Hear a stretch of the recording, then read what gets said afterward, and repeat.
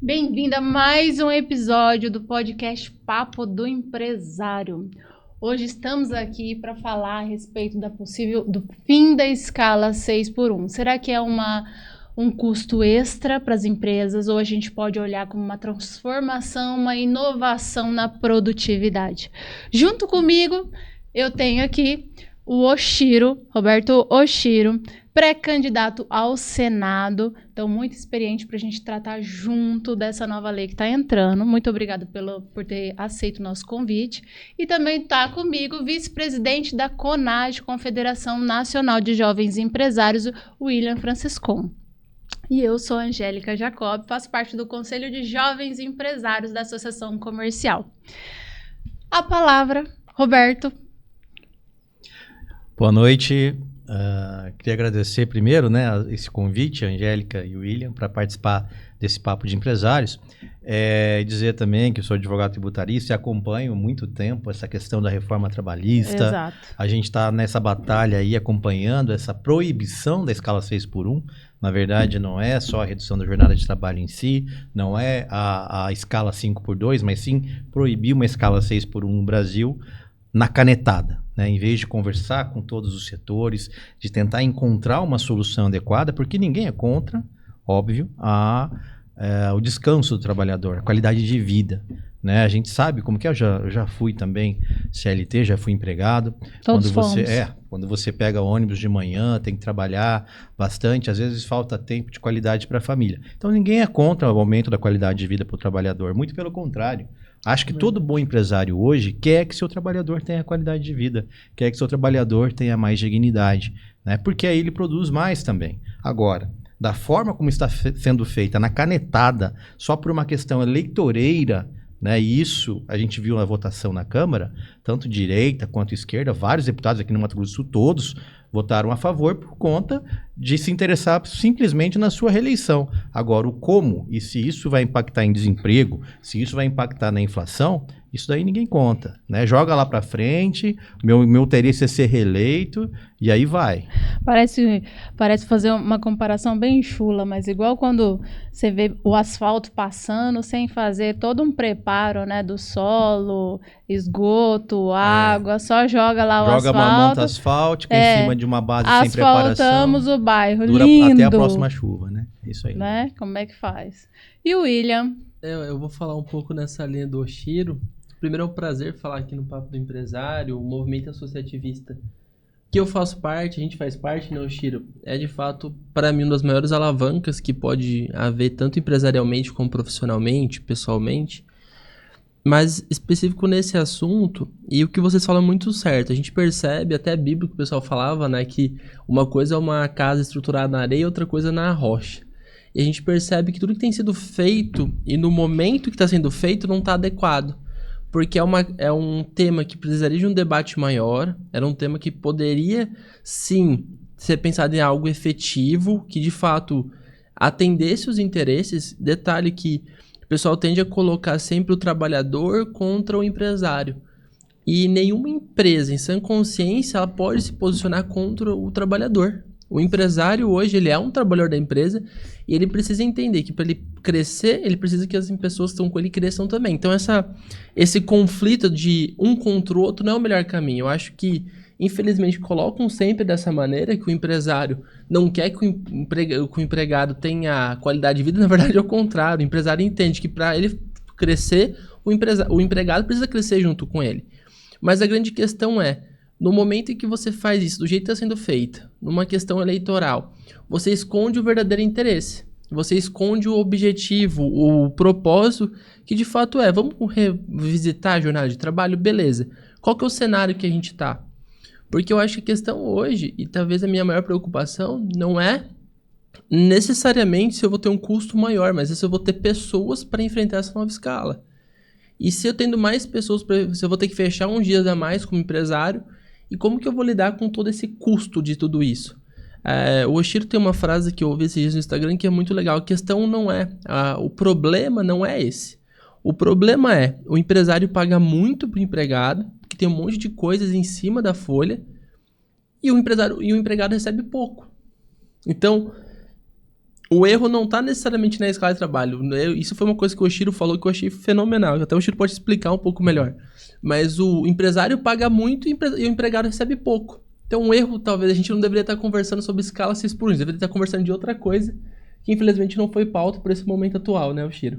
Exato, é isso aí, William. Os encargos sobre folha de pagamento no Brasil são os maiores do mundo, né? Então, o empresário, o custo do empregado para o empresário aqui no Brasil, ele é 70% maior que o salário que ele ganha no final das contas. É um absurdo. Então, um empresário, um empregado que ganha, vamos supor, 5 mil reais, ele custa quase 10. No final, 5 mil líquido, né? O governo vai arrecadar 5 mil em cima dele.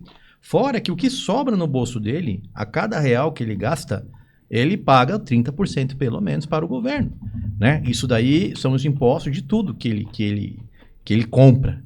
Então, o que a gente tem que perceber, o trabalhador tem que perceber e se dar conta, é que quem paga a conta sempre no final somos nós. É ele, é o trabalhador, é a população em geral. É a população, né? Não existe almoço grátis. Quando um governo como esse, populista, de esquerda, dá alguma coisa, aparentemente ele dá alguma coisa com uma mão, ele tira em dobro com a outra. Porque quem vai pagar essa conta no final não é o empresário, é o trabalhador.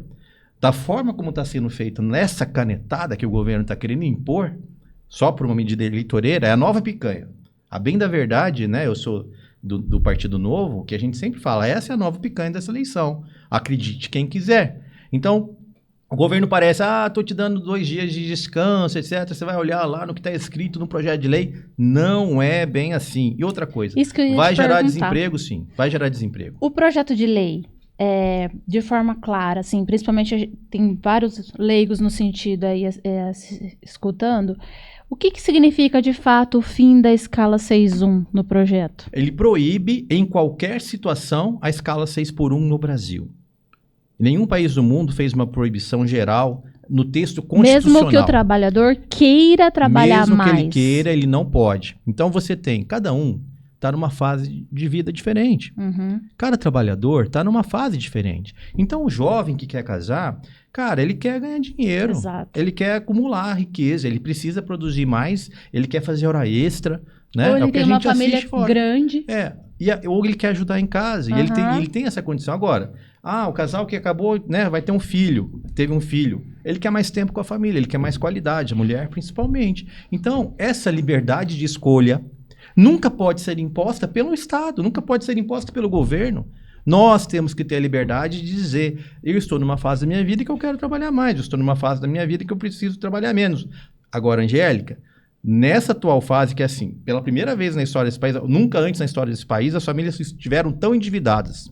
O endividamento da família brasileira atingiu patamares absurdos. Por quê? Porque o governo vem provocando isso.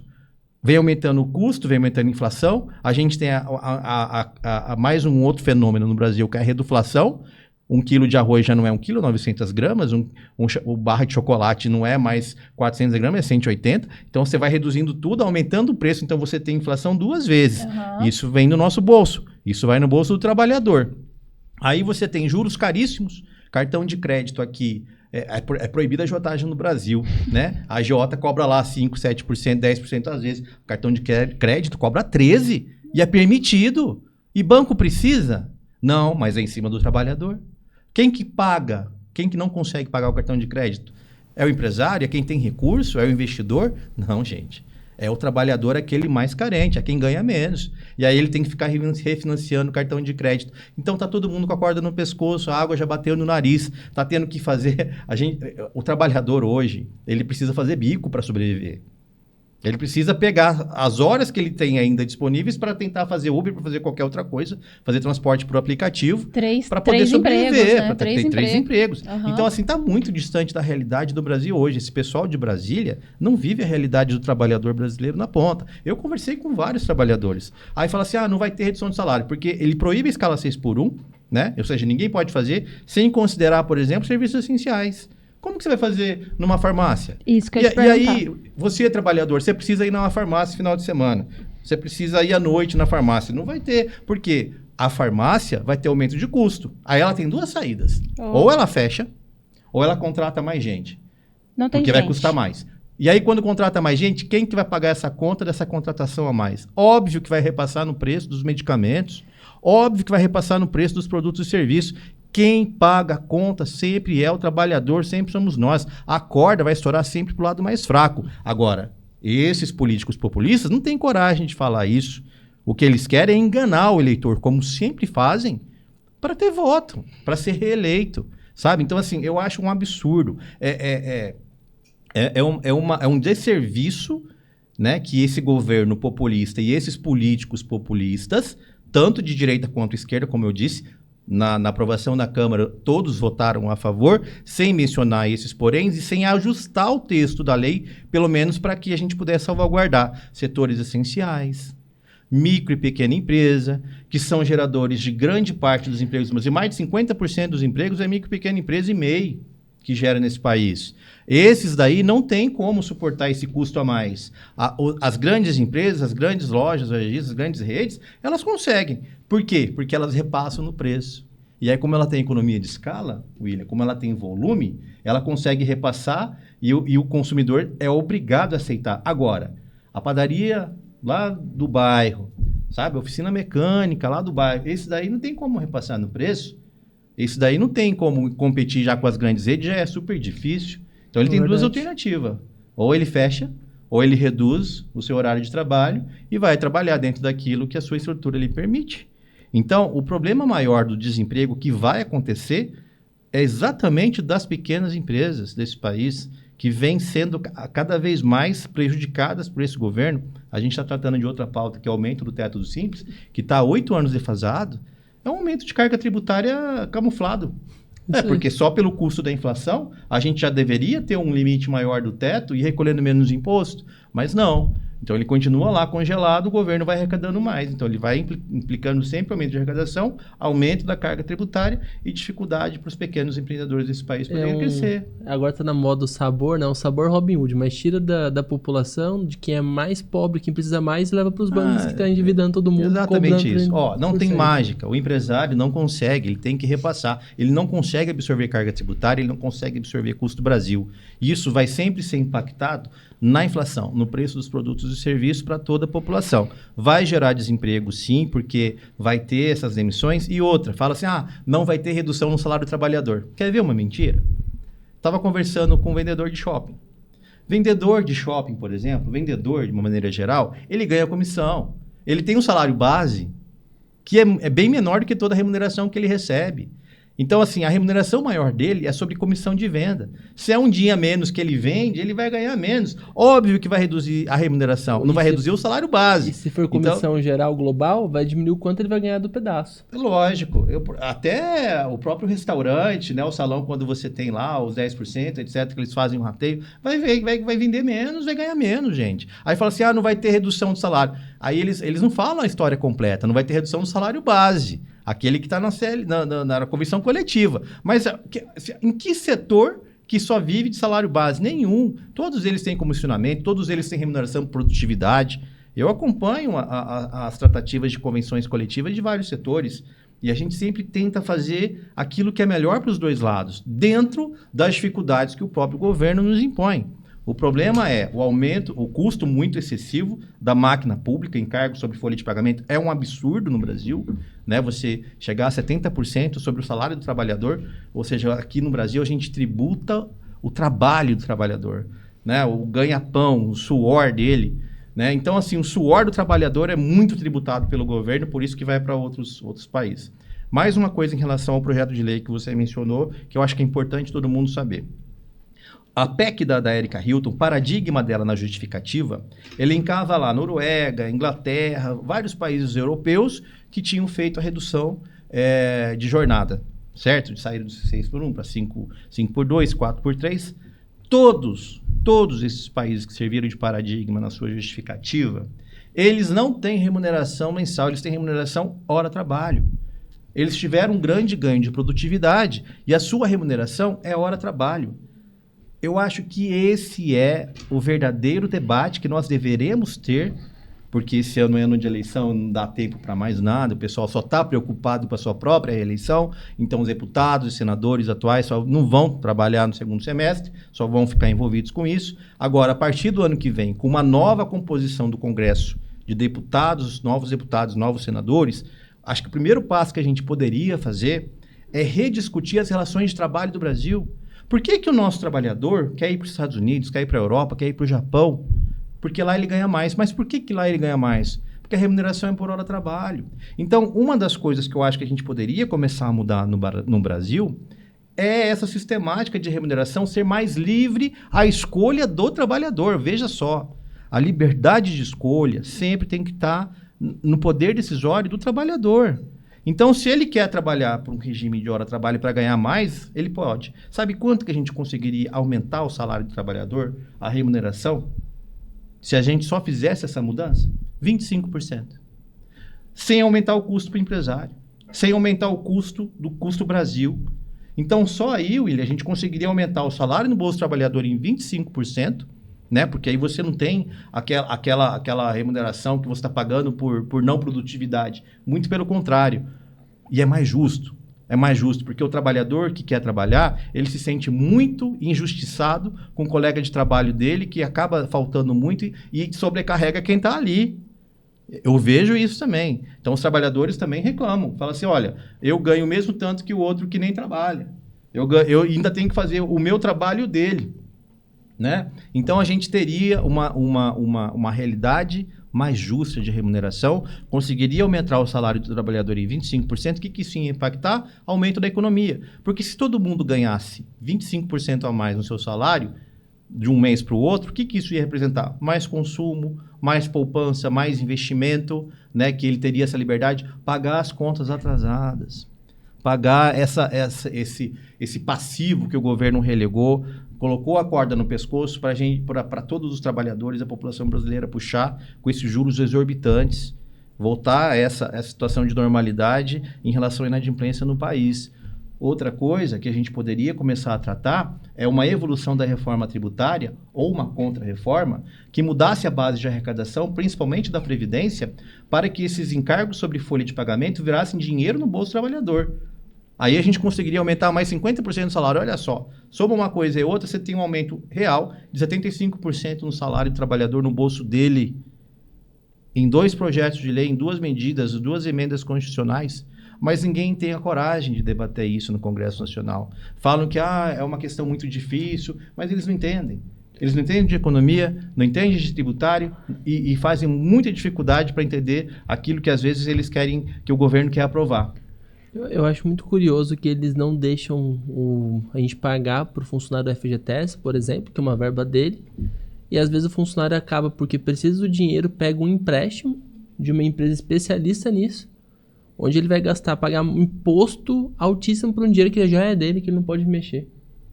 O fundo de garantia seria para ele, né? Aí eles pegam o fundo de garantia para ficar financiando as próprias empresas do governo, as estatais, as empresas públicas, e a remuneração é baixíssima, né?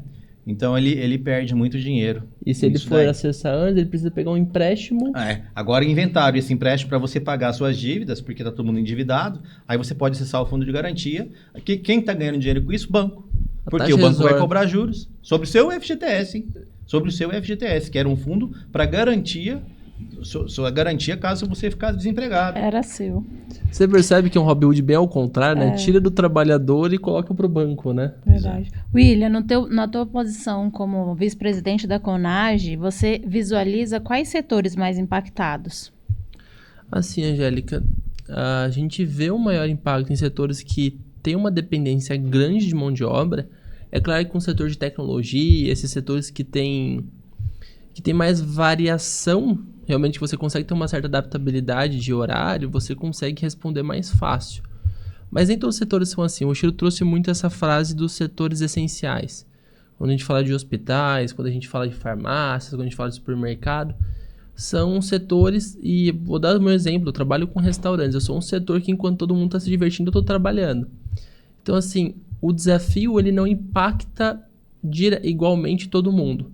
Mas eu vejo que o grande desafio aqui, e não pensando só em impacto, é pro empresário. como que ele consegue se preparar para essas mudanças, sabe? Porque agora a gente está falando de escala 6x1.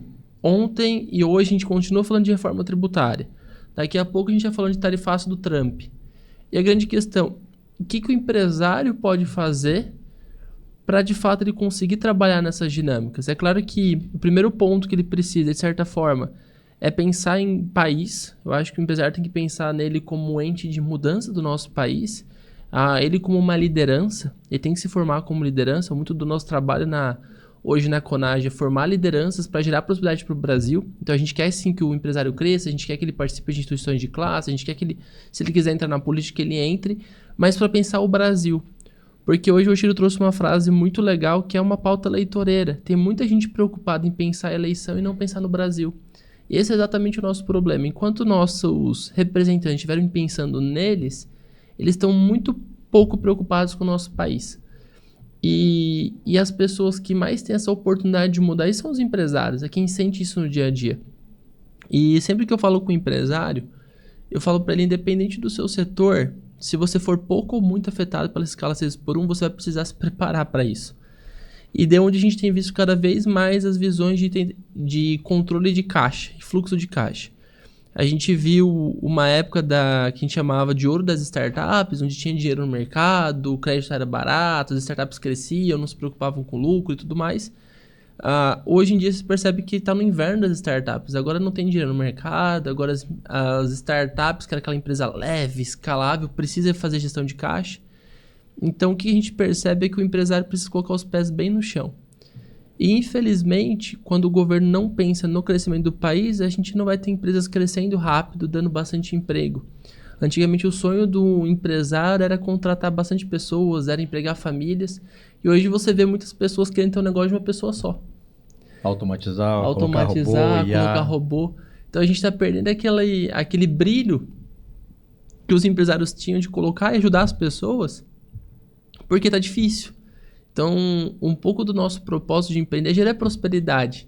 E está cada dia mais difícil manter a empresa de pé para gerar prosperidade, para ajudar as pessoas. Então, nessas mudanças de escala 6x1, o que eu olho para o empresário? A gente precisa, de alguma forma, ajudar ele a se preparar para tudo isso. E daí a importância de instituições de classe, sendo da CONAS, sendo da Associação Comercial de Campo Grande, que faz parte do mesmo ecossistema, é que ele precisa se aproximar de outros empresários para entender como que ele vai se manter nesse Brasil radical, né? Nesse Brasil que cada dia é diferente. Além de lidar com esse mundo que é bem maluco, que muda todos os dias, a gente tem um problema de lidar com o Brasil, né? O associativismo, ele tá aí para ajudar os empresários, né?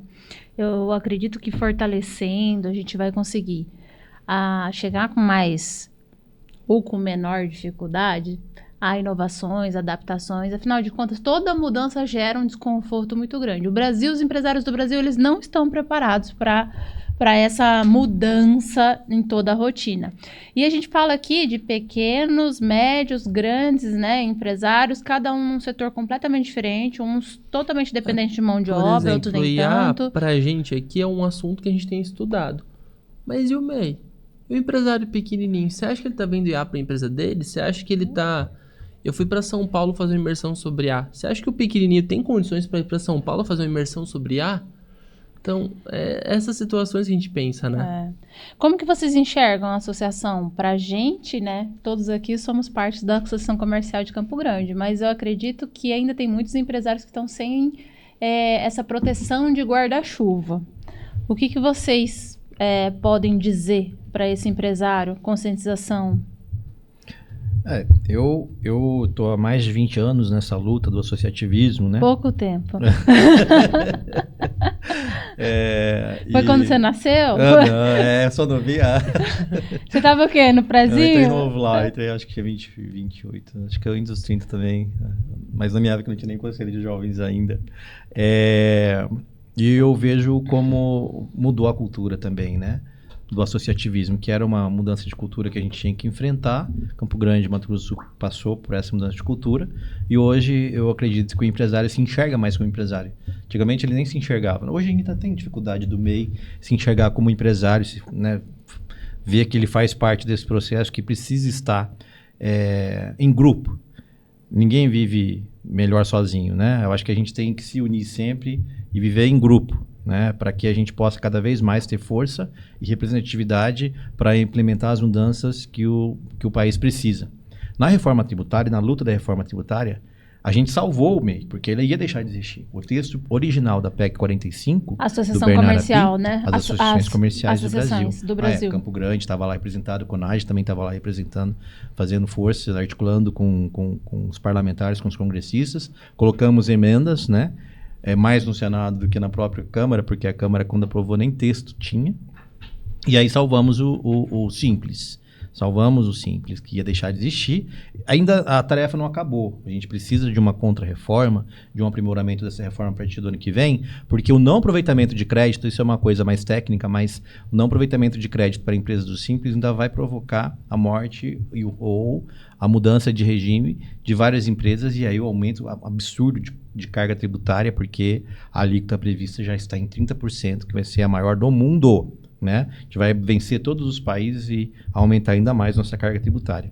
A gente precisa fazer uma reforma estruturante muito mais significativa. Então, o associativismo, primeiro que você vai lá e comunica suas dores. Teve situações lá que a gente ouve dos pequenos trazendo o que ele está passando na ponta e a gente consegue levar para cima. Então, as entidades, né, Associação Comercial, CJE, a CONAGE, né, e a CACB, elas têm condições de a gente propor o debate, vários temas, né, William? Muitas vezes nós que encaminhamos para que sejam tratados em âmbito nacional pelas nossas confederações. Né? Sai de Campo Grande, sai de Mato Grosso do Sul, mas não sai só da nossa cabeça, sai do pequeno empresário sofrendo a dor lá na ponta, a gente leva lá para cima. Imagina. Então, às vezes, o pequeno empresário acha que ele nunca vai ser ouvido. Essa é uma forma da gente poder, sabe, transmitir isso que a gente está vivendo na ponta lá para Brasília. Porque a informação não chega. Né? A gente é um estado único, praticamente, e o que eu falo que a gente precisa de mais Brasil, menos Brasília, é o que a gente tem o inverso. 70% da arrecadação vai para lá. O que volta? Não volta. Então, e eles também estão muito longe daqui para ouvir quais são os anseios. Como que a gente faz essa voz ser ouvida? Através das associações, através do associativismo. É a conexão, né? Essas conexões. Falando em conexão, nosso mantenedor oficial, Cicobi Médio Oeste, tem uma unidade na Associação Comercial de Campo Grande ali, justamente para ficar mais fácil essa comunicação direta com o empresário e dar todo o suporte ali dentro, né? A agência fica dentro da Associação Comercial, é só, né, estar presente ali que o apoio é garantido. Isso aí. Que mais, meninos? Eu vejo a importância do associativismo e a gente tem como medir esse resultado hoje, né? Por muito tempo lá na CONAGE, a gente falava, tá, isso muda as carreiras, a gente tinha casos de pessoas que falavam, nossa, isso mudou minha vida. Participar desse movimento jovem associativista, que qual que é a diferença da CONAGE para a CACB, por exemplo? As duas são confederações, a Associação Comercial participa das duas, a diferença é que a nossa tem prazo de validade o membro, porque a nossa ideia é formar a liderança para ele continuar nas outras instituições. Então agora eu estou como vice-presidente, posso ser presidente e depois a minha jornada se encerra na confederação e continua na associação comercial. Então a gente de fato cria lideranças para pensar no Brasil, pensar no mundo melhor, pensar no ecossistema melhor. E a gente fala, tá, a gente tem um propósito muito bonito, né? Cultivar lideranças que gerem prosperidade para o Brasil. É legal, como que a gente faz isso? É ele crescendo, ele dando mais emprego. E daí, esse começo do ano passado, a gente fez uma pesquisa na nossa rede para entender de fato qual que era o impacto que a gente estava trazendo para o nosso empresário, para a pessoa que participava lá da ponta, para o associado que, assim como eu, começou aqui no CJE e hoje está na CONAGE, mas também está no CJE. E a gente descobriu que a gente entrega um crescimento de 150% às pessoas que fazem parte. Então, qual formação a gente consegue entregar crescimento? Quantos empresários? Isso é uma média, tem pessoas que cresceram muito mais lá dentro. Então, por que tem uma média de crescimento tão grande ou associativismo? Porque você coloca as pessoas com as mesmas dores no mesmo lugar. Você ensina ele que sozinho ele não vai chegar tão longe. Ele começa a pensar em contribuir. E daí, o associativismo cria um empresário diferenciado, que é um empresário que ele se preocupa com o redor. Ele não está se preocupando só com o umbigo dele. Então, quando o Oshiro se colocou agora no desafio como pré-candidato ao Senado, e é justamente o que o associativismo me ensina. Não é me preocupar com o meu umbigo. Colocar no desafio que ele colocou, é muito mais confortável não estar nesse desafio. E quando você se coloca nesse desafio é porque você está pensando além do seu umbigo, você está pensando no ecossistema todo, em outros empresários, em outras pessoas que você pode ajudar. Quando a gente define empreender, um tempo atrás a gente falou sobre a primeira alavanca, sobre um pouco do meu propósito, a gente não está querendo só empreender para ganhar dinheiro. Cara, tá tudo legal, é muito bom ganhar dinheiro, mas tem um momento que... Eu tenho um amigo que fala isso, que é o Murilo, e você conhece também, que a sua vida não muda mais à medida que seu faturamento cresce. E ninguém aqui vai ser cobrado pelo tanto de dinheiro que fez no final das contas, mas o tanto de pessoas que a gente gerou, o talento que a gente construiu. Então, quando a gente participa do movimento associativismo, eu acho que mais do que crescer profissionalmente, que cresce, a gente tem 150% de crescimento, também é crescer como pessoa, é crescer como liderança. E quando a gente trabalha na cabeça do líder, na pessoa que muda o negócio, a gente começa sim a ter uma transformação. O empresário que ele passa pelo associativismo, ele não pensa de maneira igual. Eu duvido o empresário associativista, uma pessoa que realmente tem a cultura associativismo, ter um trato mal, não saber lidar com a equipe dele, não entender que ele precisa crescer com a equipe, que é o termo do 6x1. Cara, se o empresário que tem essa visão, ele não deveria estar empreendendo. Não existe mais eu presa. Vai fazer aquelas empresas de uma pessoa só, mas se a gente precisa crescer, a gente trabalha com gente o tempo inteiro. E quando a gente é um líder melhor, a gente se comunica melhor, a gente constrói as pessoas ao nosso redor. A liderança que a gente fala, que o associativismo ensina, é uma liderança que a gente dá para o outro assumir. Então, o foco aqui não é na pessoa do William, não é na pessoa do Chino, é na pessoa que a gente vai construir um projeto maior. E talvez se o associativismo estivesse pensando no país, a gente talvez não estaria falando do candidato a pensando em se reeleger. Mas enquanto ele estiver como deputado, como ele pode fazer o melhor dele para que no futuro os deputados que assumirem possam fazer ainda melhor. Não foi esse exemplo do nosso líder maior, que foi Jesus, né? Ele falou que quem viesse depois ele faria melhor do que ele. Servir, né? Então a gente fala de liderança, só que a gente não fala de continuar. Então quando a gente fala por que o associativismo é importante? Porque você precisa construir lideranças. Não existe empresa sem lideranças. Eu vejo grandes empresas hoje, tem grandes líderes lá. Eu vou dar um exemplo. O diretor da Natura palestrou num congresso nosso ano passado. O diretor comercial da Natura. O cara tem um outro negócio gigantesco também. Uma rede de varejo com mais de 50 lojas. O cara é diretor da Natura. Então, assim, uma liderança formada também é empresário. Então, qual que é o problema de você construir um líder? Qual que é o problema da pessoa, da nossa equipe crescer? O meu objetivo como empresário é que meus funcionários recebam mais. Que eles consigam ganhar dinheiro, que eles tenham uma qualidade de vida tão melhor que igual a minha, uma qualidade de vida bacana, que eles consigam construir, que os filhos deles vivam bem, que eles empreendam se eles quiserem também, tá tudo certo. Mas para isso a gente precisa divulgar essa cultura e precisa de pessoas que estejam pensando no país e não a próxima eleição. Infelizmente, enquanto a nossa preocupação do país for pensar a próxima eleição, a gente nunca vai conseguir mudar esse país. Enquanto o empresário não entender que com sua liderança e que pensar no país é um pouco da responsabilidade dele, né? Igual o Chir está fazendo, a gente também não muda. Porque nós somos as lideranças, né? O empresário, nossa formação é formar liderança, é incentivar, é inspirar as pessoas. A gente ama as histórias de inspirações de empresários, Colgate, Walmart. Mas aqui no Brasil tem muitos empresários que podem inspirar. Não importa se você vai inspirar 5 pessoas ou 10. Inspira. Eu acho que eu fugi do assunto, Angélica. Mas falou bonito. Falou É importante a de gente coração. falar sobre esse propósito muito bonito que a gente tem como empresário, que é servir não apenas ao nosso cliente, mas também à nossa equipe de trabalho, né? Eu falo isso muito na minha empresa, que eu sirvo aos meus funcionários servem à empresa, mas nós servimos aos nossos clientes, né? As pessoas que passam na nossa porta, pelo nosso dia. Fazer a diferença na vida das pessoas é o nosso propósito de viver. Lucro vem consequentemente. Consequência, Então, é isso aí. a questão é outra. A gente tem que ter essa visão. Isso que me deixa triste. Quando começou a passar esse negócio da escala 6x1 para 5x2, lançou aqui numa mídia aqui de Campo Grande falando que muitas pessoas perderiam os empregos.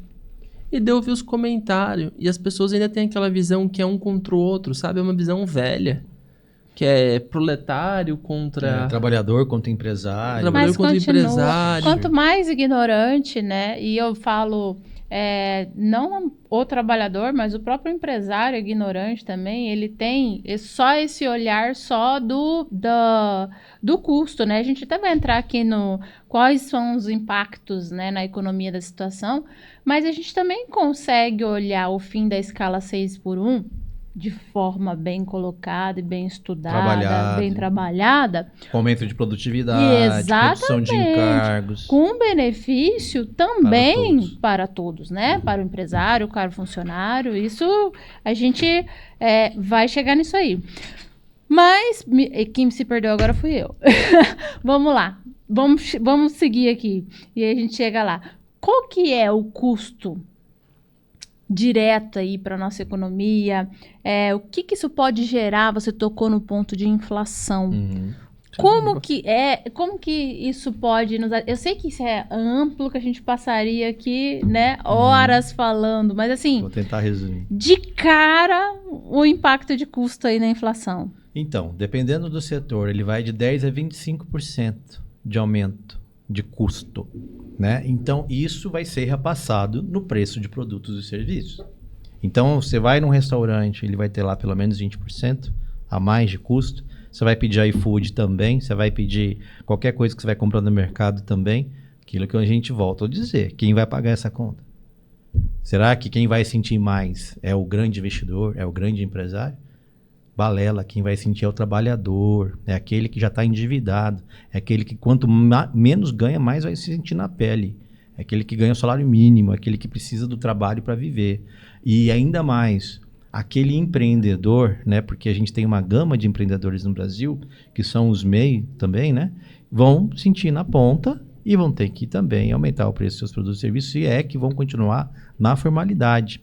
A tendência é que a gente, cada vez mais, por conta de tanta carga tributária e de tanto custo a mais, você joga para a informalidade, você sai da CLT, você vai ter menos vagas de emprego para quem está trabalhando. Não se engane, vai ter demissão. Vai ter demissão e não se engane, vai ter aumento de custo, da forma como foi feita, da forma como está. Todos os países, Angélica, que fizeram essa redução de jornada, antes tiveram um planejamento para aumento de produtividade e para que não houvesse impacto no custo, para que não gerasse inflação. Todos os países que fizeram tiraram a remuneração mensal para a remuneração hora-trabalho.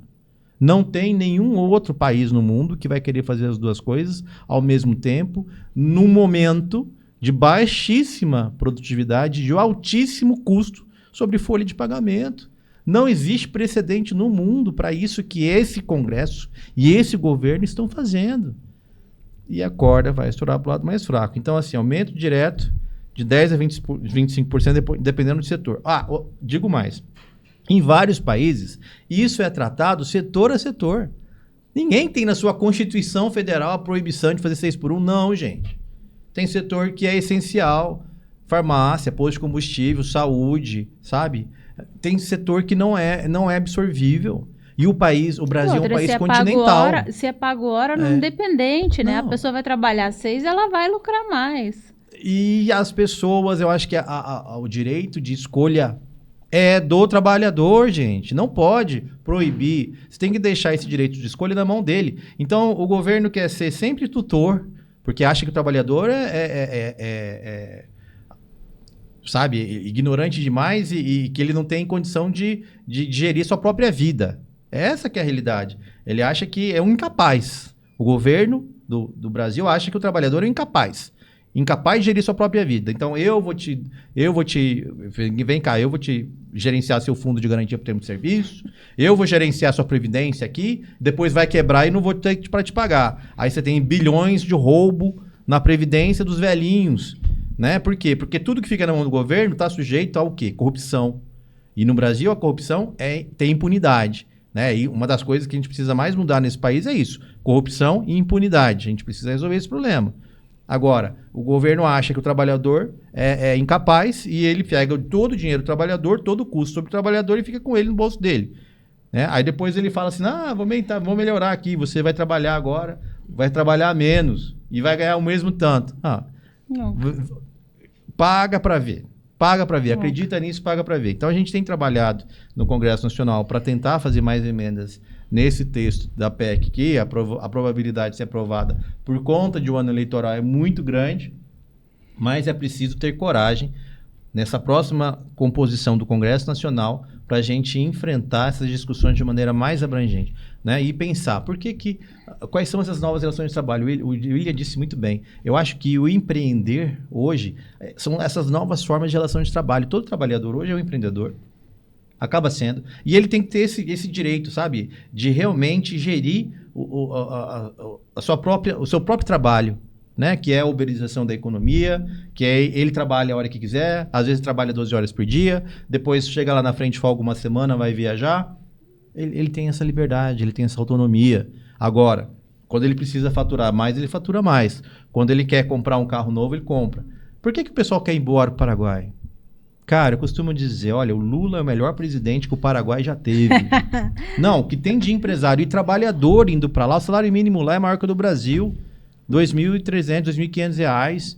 Aí você vai ver, os encargos sobre folha de pagamento é 12%, aqui chega a 70%. Entendeu? Olha só, lá o trabalhador custa menos para o empresário e ele ganha mais. Aqui é o contrário. E para onde que vai esse dinheiro? Vai para o governo. E aí você tem lá uma situação que todo mundo quer já ir para o Paraguai. Por quê? Além dele ganhar mais, o custo de vida é muito mais baixo. Ele vai no mercado, ele não gasta metade do que a gente gasta aqui, gente. Ele vai comprar um carro, é 1/3 do valor daqui. Claro, com a carro usado, então, ele consegue pagar um ano mesmo ganhando salário baixo. Aqui no Brasil, você vai financiar em 72 parcelas lá, vai pagar 3 vezes mais, que o carro aqui já é 3 vezes mais por causa do imposto, mais um monte de coisa. E ainda financiado para o banco, você ainda vai pagar mais 2,5 carros. Ora, que dia que você vai ter autonomia da sua própria vida? Você vai ter que trabalhar 10 anos só para ir casa, então, a mesma coisa. Aí lá é tudo mais barato, por quê? Porque a carga tributária é menor, né? Então a gente precisa rever esse nosso sistema aqui que está muito pernicioso, né? Ele tributa o trabalho, ele tira dinheiro do bolso do trabalhador, ele prejudica cada vez mais a população porque joga a inflação para o trabalhador pagar a conta no final das contas e os juros exorbitantes, os juros mais caros do mundo, que só perde para a Rússia que está em guerra. É aquele negócio, eu tive uma situação que a gente viu muito na pandemia, né? O que fizeram na pandemia? Impediram as pessoas de trabalharem. Então, assim, a gente não podia trabalhar, fica em casa, inclusive a associação comercial, na figura do Chiro e do o Paniago, tiveram muita autonomia aqui, Campo Grande foi o que menos fechou e conseguiu manter os empregos. Mas a pessoa ia para casa sem dinheiro e a conta aumentava. Então, assim, é isso que a gente está falando. A gente está falando muito em aumentar, sim, a qualidade de vida, mas ninguém aqui está falando e como que esse trabalhador vai ganhar mais para conseguir aproveitar esse tempo que ele tem. O que a gente está vendo é que, assim, se a pessoa não souber, não tiver aumento de salário, você ter mais tempo de lazer significa às vezes mais endividamento. O que eu tinha de funcionário na época ligando, eu quero voltar a trabalhar, porque em casa o custo é maior. Porque as pessoas não sabem, quando você está trabalhando, o seu custo é menor. A empresa às vezes paga alimentação. Nós pagamos alimentação, a pessoa tem um custo menor. Nosso funcionário ama trabalhar em restaurante porque não paga comida. Almoça e janta no restaurante, não tem esse custo para dentro de casa. Agora você coloca ele mais dias dentro de casa, esse custo vem. E esse custo vai vir e vai estar mais caro. Porque imagina, para o pessoal que pensa em inflação, o que acontece? Gente, o empresário não está ganhando dinheiro, tem muito empresário endividado, a situação não está fácil no nosso país. Então ele tem um custo fixo alto, que você em casa também tem. Você paga a conta de luz alta, a gente paga água alta, a gente vê aí no mercado tá alto. Para o empresário também tá, para a empresa também tá, não é mais barato porque tá na empresa não. Então você aumenta o custo dele. O custo fixo dele já está alto. Mal é mal, ele vai ter o quê? Aumentar um pouco o preço. Você em casa não vai conseguir para receber melhor, porque o governo ainda está travando o seu recebimento. O governo fala que o empresário paga mal. Lula falou, o empresário paga mal, por isso que ninguém quer trabalhar. Não, paga mal porque o governo pega muito desse dinheiro. O governo que pega muito do empregado. Porque se deixasse na mão do empregado, por empresário é no prazer pagar todo o valor para o empregado. E eu acredito que com dinheiro na mão ele conseguiria pagar um seguro de vida, um plano de saúde, ter uma qualidade de atendimento bem melhor do que ele tem hoje, previdência privada. Então olha como a bagunça é grande. O empresário começa a ter mais custo, tem que repassar no preço. O funcionário tem um dia a mais para ficar em casa, para comprar comida, família, filho. E além disso, tem pessoas, a escala 5x2 já existe para vários setores, não é uma mudança. Mas a questão vai ficar as coisas mais caras para ele comprar. O salário não aumentou. A gente está falando de poder de compra, né? A população não tem poder de compra. Não, e no interior é pior também, tá? No interior é pior. Inclusive a gente talvez vai ter uma mobilização aqui numa cidade no interior do estado, vai fechar um sábado o comércio. Ué, porque é 5 por 2. E não tem shopping. E o morador da cidade interior vai no meu comércio que hora? Só final de semana. Né? Então, o Brasil é um país continental. Mais de 5 mil municípios não tem shopping. Como é que vai funcionar? Como é que vai ser? Né? O trabalhador trabalha no horário comercial, a loja vai poder funcionar em horário diferente? Não, está proibido. Não é setorial. Vai dar dinheiro para os grandes players. Vai dar dinheiro para a Amazon, Mercado Tá, mas Livre. e lá na cidade do interior, que é mais afastada, não Não tem o que chega fazer. lá. Não tem o que fazer. O e-commerce vai ser mais ainda privilegiado. Hoje você já tem uma situação que é melhor você estar fora do Brasil e vender para dentro e entregar via Mercado Livre. Essa que é a realidade. E o que você vai fazer? Vai prejudicar as empresas locais. O que elas estão fazendo? Estão Indo quebrando, pra fechando. E aí o desemprego para a população. E a população fica como? Aí tem que se virar. Aí vai ter que arranjar para vender alguma coisa autônomo, né? Para Informalidade virar um MEI. sobe. Por que a gente teve essa profusão do MEI, também da terceirização no Brasil? Porque exatamente por causa disso que o William falou, o custo sobre CLT, sobre contratação direta, é impeditivo. É impeditivo. Então vai ter esse prejuízo, né, que a gente já mencionou, e quem vai pagar essa conta vai ser o trabalhador. A lei, continuando do jeito que está, e parece que, infelizmente, o Senado, que tem uma maioria governista, não vai querer fazer mais alterações do que já foi feito na Câmara, infelizmente, porque esses são os senadores que nós temos hoje, né? E vai ser aprovado dessa forma. A esperança que resta para o trabalhador brasileiro e para os empreendedores brasileiros é que no próximo ano, na próxima legislatura, a gente consiga evoluir no debate. Quais são essas novas relações de trabalho existentes hoje nesse mundo nosso, nesse novo mundo nosso que nós estamos vivendo, de alta tecnologia, de intensidade de informação, de mudança nas relações de trabalho. Você pede Mercado Livre hoje, às vezes vai entregar na sua casa às 10 horas da noite. E é uma pessoa que está ali fazendo bico, gente. Não é uma transportadora. Informal. Não é, sabe? Então, assim, a gente tem já essa uberização da economia acontecendo, mas as pessoas também vão ter mais opções de remuneração que não, às vezes, CLT. Você acredita, então, que a gente vai, de fato, na última esperança, tentar reajustar essa lei no próximo? Eu acho que, até porque ela já tem um prazo de validade mais extenso, né, para começar a valer, ou da forma como está hoje no texto, se não tiver alteração no Senado, vai ter uma redução depois de 2 meses de aprovado de 2 horas, não reduz a escala de imediato para 5 para 2. Interessante saber Não, é isso. só para ganhar voto. É só para ter a narrativa. Tá, então depois de Mas, 2 de fato, meses vai aprovado, reduzir 2 horas. Aprovado reduz 2 horas e joga para 12 meses depois da aprovação da lei, 1 ano depois, aí sim a redução efetiva de 44 para 40, e aí a proibição de 6 por 1. Então, essa proibição esdrúxula que a gente precisa tirar realmente da Constituição, que é uma coisa inédita e uma jabuticaba no sentido ruim da palavra, que no Brasil, né, que só tem no Brasil, não tem no resto do mundo, a gente pode corrigir a partir do ano que vem no Congresso Nacional, se tivermos bons representantes, se tivermos sim um Congresso que esteja preocupado, como o William falou, com um projeto de futuro, o que a gente vai deixar um país melhor lá para frente, não na reeleição, né? Não só na próxima reeleição. Que aí, qual é a narrativa que está na moda? Como é que a rede social está falando sobre esse assunto? Sou a favor ou sou contra? Isso daí não é postura de estadista. No âmbito de produtividade, o que a gente pode desenvolver melhor aí para o empresário conseguir, além, se a gente for discutir aqui impostos, né, o que a gente vai passar, e aí é outro trabalho, mas na nossa ponta aqui, que é o empresário, como que a gente pode estar atuando para se preparar, para tentar fazer uma limonada desse limão? Angélica, eu vejo muito... A gente tem que repensar os modelos de negócios. É uma coisa que a gente tem feito sempre.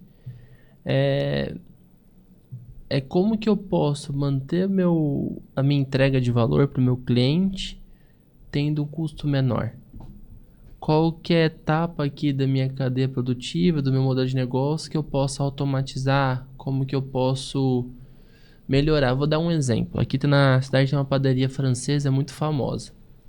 Uma experiência muito gostosa. E olha pra você ver como é ruim esse negócio da escala 6x1. Pra você ver quantos empregos são perdidos. Essa cafeteria é uma delícia. Serve um pão, um croissant que é feito na padaria, que é incrível e é muito gostoso. É daqui? Eu até sei qual é. Pode falar? Eu não vou falar porque eu vou dar outro exemplo aqui. Mas eu gosto dela, eu amo lá. O cookie é maravilhoso. Adoro o coração. Ele tem lá na frente do atendimento, eu vejo sempre uns 3 ou 4 meninos, mais 2 meninas do caixa, umas 6 pessoas. Lá na cozinha ele tem umas 10 pessoas, 15 pessoas. Para conseguir entregar, o que o cliente pega? O pão pronto e aquela experiência do serviço. Agora você imagina, e agora tá abrindo essas padarias de congelados. Eu sei que você já viu ali, que eu pude abrir uma padaria de congelado. Agora a tecnologia tá vindo. E o modelo de negócio está conseguindo produzir pães e croissants com uma qualidade muito próxima daquela que aquela empresa que tem 9 funcionários vai fazer. Às vezes, por uma empresa continuar competitiva, Entendi. ela vai demitir 9 pessoas, vai começar a comprar esse pão de qualidade parecida, que está aumentando a qualidade congelada. Em vez de ter 9, ele vai ter 2 pessoas na cozinha. O cliente da frente não vai perceber muito essa mudança. E ele conseguiu daí ter um negócio mais leve. Então ele mudou esse modelo de negócio. Ele deixou mais leve. Ele fez uma inovação. Ele fez o que a gente chama de... Não é disrupção, mas ele fez uma inovação do negócio dele. Então, o que vai acontecer com essas mudanças? O empresário vai ter que buscar alternativas. A minha pergunta é, o que acontece com essa mão de obra? Que é o que ninguém fala, né? Vai trabalhar do quê? Porque o empresário ele vai ter que se adaptar para essa escala 6x1 se ele quiser continuar no jogo. E essa mão de obra? Aí ele vai fazer pão para vender como vendedor ambulante. No camelódromo, como eu comprei ontem de uma senhorinha. E daí vender pão no camelódromo é fácil? É uma Andando qualidade de de porta vida a melhor? porta. É ficar no sol? É ficar longe do ar-condicionado? É não ter férias? Tem que trabalhar todos os dias? Normalmente a corda rompe no lado mais fraco. Porque Isso. ninguém fala. E esses trabalhadores que vão sair da inovação? Porque a inovação vai acontecer. Essa atitude do governo está agilizando essa inovação, porque o empresário vai procurar saídas. E aí a mão de obra? Essa mão de obra consegue abrir uma empresa? Consegue prospectar cliente sozinho? É muito difícil. Então, como empresário, ele vai se adaptar, ele vai rever o modelo de negócios dele. E é o que a gente faz todos os dias. A gente olha, todo. Cara, como que eu bom consigo deixar empresário mais tá leve, mais todo. enxuto, mais... Porque tá difícil. A conta em casa aumentou para todo mundo, tá? Sim. E o compromisso do empresário é muito grande. A gente tem dívidas maiores. Quanto maior a empresa, maior é a dívida que você tem no final do mês. A gente olha uma empresa grande, o bilionário lá, o cara do Madeira, a dívida desse cara é bilhões. A maior dívida. E ele vai ter que dar um jeito de pagar essas dívidas. Uhum. E essas pessoas, a gente não sabe como vai ser. Então, o que eu posso falar pro empresário? Parece que o Brasil vai ficar mais pobre, né? A desigualdade social vai aumentar. Isso, exatamente. A desigualdade social vai aumentar. Cada vez vai ter mais ricos, que são as pessoas que têm informação, que sabem fazer essas mudanças, e as pessoas que não sabem. E aí? Que já acontece na educação. A gente vai ter um abismo entre quem tem acesso à informação e tecnologia do que os alunos da rede pública, por exemplo. Que é uma injustiça muito grande com as nossas crianças. Mas ninguém está pensando no futuro delas. Está pensando na reeleição. Está pensando na emenda. Está pensando na emenda que o governo está liberando para eu votar com ele, para depois eu falar na campanha que eu trouxe não sei quantos bilhões de emenda para o meu estado. É isso que acontece nos bastidores de Brasília. Esse esquema perverso e pernicioso que rouba o futuro das nossas crianças. Então, a mesma coisa. E o trabalho desse pessoal lá que está na padaria? Ora, o empresário ele tem que se adaptar às novas regras do jogo. Sempre. Né? E tem que estar antenado nessas mudanças exatamente para se precaver. Se o custo sobre mão de obra é extremamente alto, o que eu tenho que fazer? Depender o mínimo possível de mão de obra. Ou eu terceirizo, ou eu faço uma pejotização, se é possível, dependendo do setor, né? Ou eu parto para soluções tecnológicas, né? Vou diminuir o padrão, porque o meu impacto sobre as vendas vai ser menor do que o aumento do meu custo total da empresa, ainda que ele tenha lá alguma perda de qualidade, né, William? Vai ser menor do que o aumento do custo que ele vai ter sobre a sua produção, sobre... Então, assim, cada vez mais esse governo, esse desgoverno que fala que a gente está defendendo o trabalhador. Mentira. Cada vez mais ele está julgando o trabalhador nesse abismo. Por isso que a gente só vê o número de pessoas dependentes de Bolsa Família aumentar e deveria reduzir. Porque a pessoa que está no Bolsa Família, ela tinha que evoluir, tinha que sair, tinha que começar com as próprias pernas. Mas não, muito pelo contrário, só aumenta. E cada vez mais vai aumentando. E cada vez mais ele está jogando para aumentar. Por quê? Porque isso é voto de cabresto. Que depois eu falo assim, eu te dou Bolsa Família, você vota em mim. Senão você vai perder. Né? E aí a gente, já uma geração inteira formada nesse sistema, com os filhos vendo o pai dependendo do governo. O que a gente vai ter de futuro para essas crianças, meu Deus? E é triste, Oshiro, porque as pessoas param de sonhar. É muito triste quando você vê uma pessoa que ela não consegue ter ambição. Ela não consegue ver que chega lá, sabe? É muito triste. Até eu acho que os Estados Unidos faz isso melhor que a gente. Perde a dignidade, isso, gente. Né? Já chegou Perde funcionário para mim na empresa, no meu comércio. É palpável isso. De você conversar com os jovens. Eu contrato muitos jovens. E chega, você pergunta, tá, mas o que você quer? Não precisa de nada, não. Tá, mas você vai ganhar mais comissão. A pessoa fala assim pra mim, nem precisa. Tipo, como não precisa? Ela já não acredita que ela é possível. Olha que coisa doentia. A pessoa nunca vai ver que ela pode crescer na vida, que ela pode realizar os sonhos dela. Vai ficar cada vez mais distante daquele empresário que tem dinheiro e eu que não tenho. Eu vou falar, nunca vai ser possível. A pessoa vai parar de sonhar, ela não acredita que ela é capaz. E se o governo estiver pensando nas pessoas, a gente precisa olhar para as pessoas e mostrar que é capaz. A gente tem um projeto muito bonito na Conage, que mudou de nome algumas vezes, mas que era o Empreende Mais, o Brasil Empreendedor. O que a Conage fazia? A gente capacitava as pessoas para empreender. Então, na época, a gente fez um projeto por vários estados brasileiros para mostrar para as pessoas que empreender é possível. Por quê? Porque a nossa vida está nas nossas mãos. Enquanto o governo parar de enganar as pessoas e aí fazer elas acreditarem que o governo está cuidando delas, mais difícil é para ela ver que a vida dela está nas mãos dela e que ela tem a capacidade de construir. E que sim, o trabalho é uma das maneiras de construir a gestão da carreira dela. Qualquer coisa na nossa vida, tem um amigo, uma pessoa que vai passar várias vezes aqui na Associação Comercial, que é o Cláudio Queiroz, 1/3 é nossa responsabilidade. Eu não vou falar que tudo é nossa responsabilidade. Eu sei que nem todo mundo tem as mesmas vantagens, mas aquele 1/3 nosso é possível.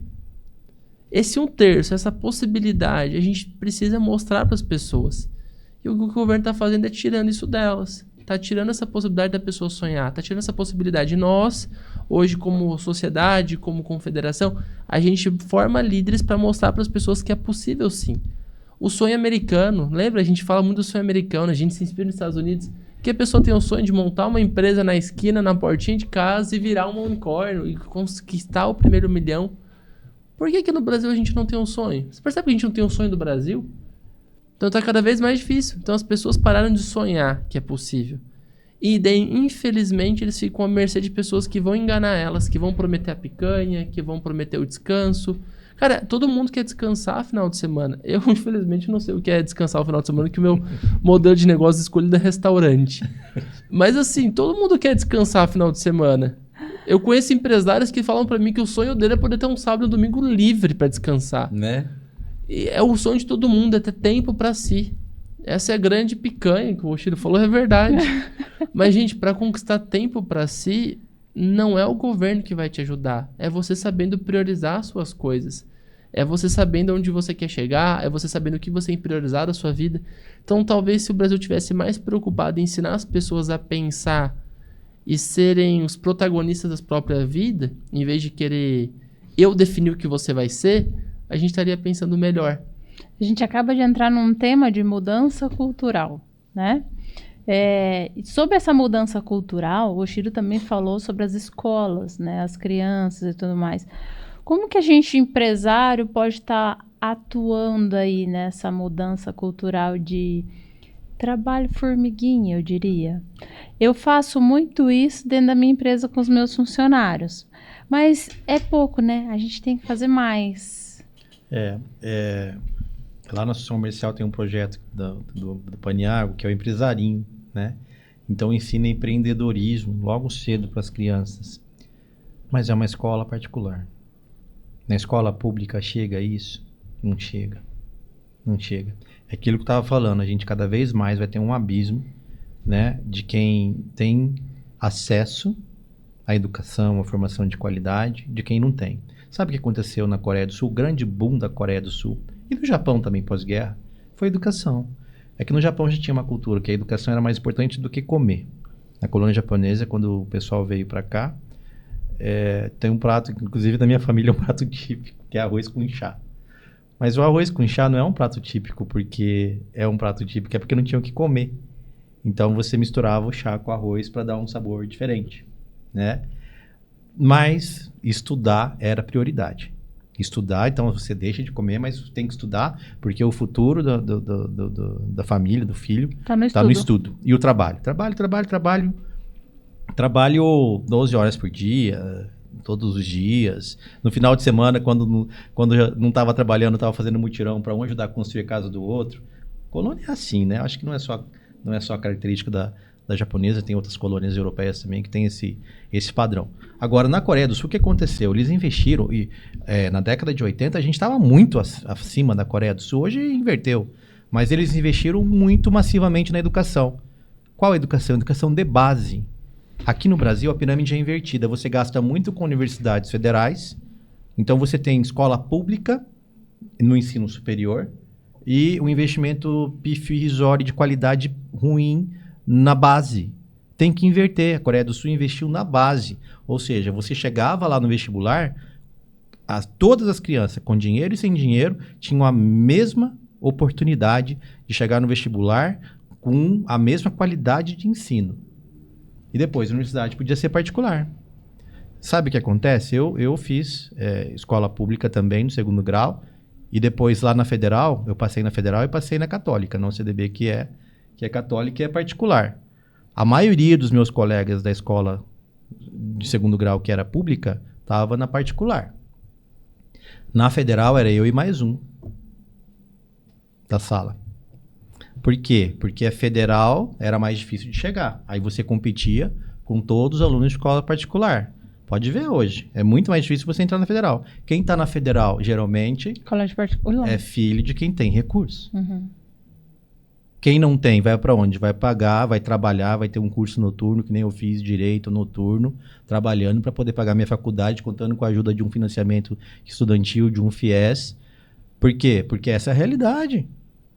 Essa é a realidade. Agora, você gasta muito recurso público para manter as federais e não forma a base. Tinha que ser o inverso. Olha, ainda que não tivesse federal, pode até ter, não tem problema nenhum você ter a universidade pública. Agora, é muito mais importante você investir no ensino base de qualidade. E na época do meu pai, você tinha escola pública de qualidade que ensinava latim, que ensinava espanhol, francês, né? Hoje você não tem mais, você só vai ter isso em escola particular. Então você acaba com o futuro das crianças, que não tem recurso.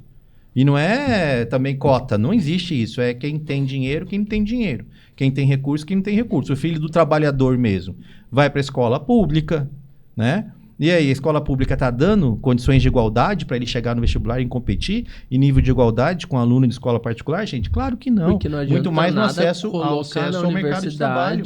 A pessoa não conseguir acompanhar e depois não conseguir emprego depois. E hoje em dia ninguém reprova, né? Chega lá na faculdade, gente, sai da faculdade às vezes sem saber escrever, né? Deu o mercado de trabalho, a pessoa não tem oportunidade. É triste demais. Então, acho que a gente deveria inverter essa pirâmide no setor educacional, sabe? E investir muito mais na educação de base para dar um futuro melhor para essas crianças. Eu acho que já tem uma geração inteira aí que a gente perdeu por causa disso. E vai ser um problema que a gente tem que administrar, é trocar a roda do carro enquanto ele está andando, sabe? Mas a gente precisa pensar que daqui para frente tem que ser diferente. Então, investe mais na educação de base e menos na federal. Se o recurso é escasso, o cobertor sempre é curto. Se você puxa de um lado, descobre o outro.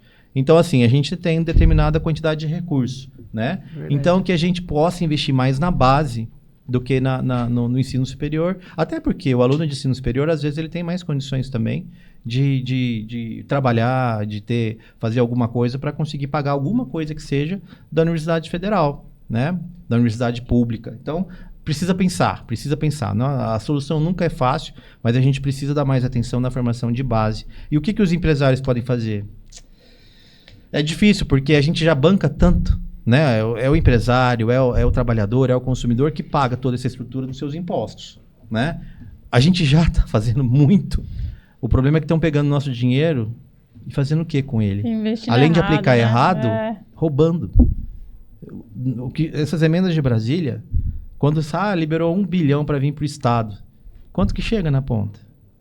Né? Já vai aquelas torneiras do desvio de corrupção, tudo mais, para remunerar a próxima eleição, né? Para remunerar toda essa regra do jogo desse sistema perverso que fica se retroalimentando, tirando o futuro das crianças, tirando saúde, deixando gente morrer na fila da espera, aí máfia do câncer, os aposentados que não têm dinheiro nem para comprar remédio, tendo que depender dos outros, vender rifa. Às vezes eu vejo muito isso, a gente ajudando, né, as pessoas que estão precisando. E você vê lá o pessoal roubando bilhões e bilhões e bilhões e ninguém acontece nada. Fica por isso mesmo. Não instala nenhuma CPI, não vai ninguém para cadeia, não fica ninguém preso, ninguém devolve dinheiro para os aposentados.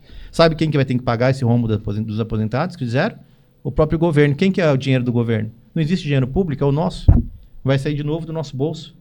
Do próprio aposentado, que na hora que vai comprar 1 litro de leite, cada real que ele gasta, 30% vai para o governo. Cada saco de arroz, cada remédio que ele compra, ele está dando dinheiro para o governo para pagar o rombo, que roubaram o dinheiro dele e ele acha que o governo está devolvendo.